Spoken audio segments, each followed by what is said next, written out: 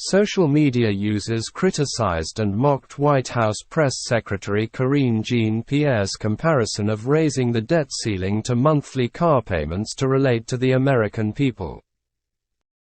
During Monday's press conference, Jean-Pierre was questioned on the upcoming meeting between President Biden and congressional leaders regarding a debt ceiling raise and potential spending cuts.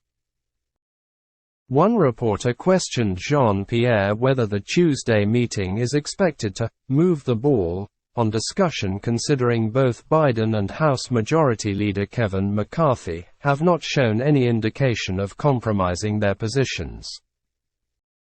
Jean-Pierre used the question to attempt to explain the situation to American families.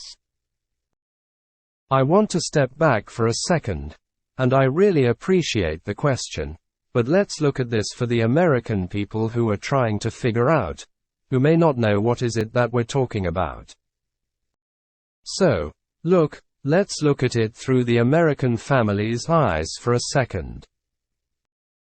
If you buy a car, you are expected to pay the monthly payments," Jean-Pierre answered. She continued, "If you buy a home, you are to pay the mortgage every month. That is the expectation. That is the spending that you put forth or spending that you may have done before. And now you are paying every month. If you do not pay your car payment, if you do not pay your mortgage payment, then your credit is going to be bad. It's going to hurt your credit." Twitter users mocked the comparison, with some pointing out that the same argument could be used to criticize the administration's student loan position. So, how about student loans? National Review contributor Pradeep Shankar joked. Fox News contributor Joe Conker similarly commented, "How about graduate students who take out student loans?" Quote.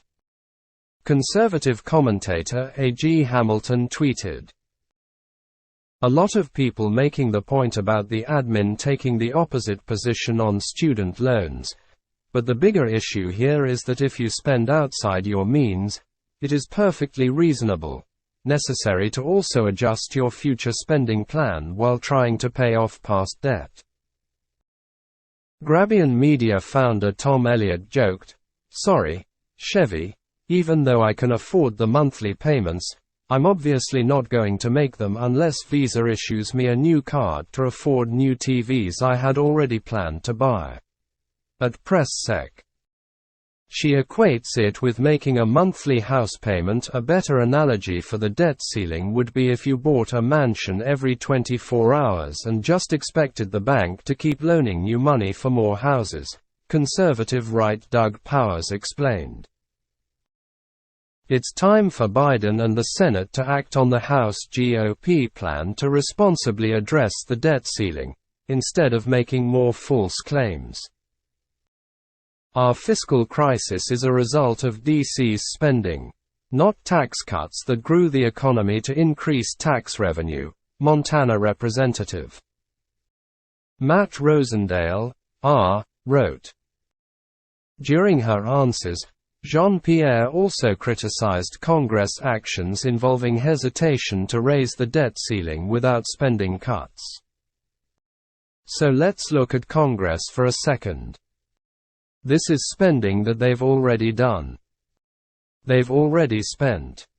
Let's not forget the $2 trillion Trump tax cut that they were willing and happy to vote for. So we're telling them, or saying to them, do your job, pay for something that you've already spent on. That's it. This is spending that has already occurred, she insisted. Jean-Pierre concluded, they need to do the right thing. That has been done 78 times since 1960. It's that simple. It is very, very simple. It is the right thing to do. It is their constitutional duty. It is not complicated at all. And so the question is really to Speaker McCarthy, why did you bring us here? Why are you manufacturing a crisis that should not exist? That is the question for him to answer again.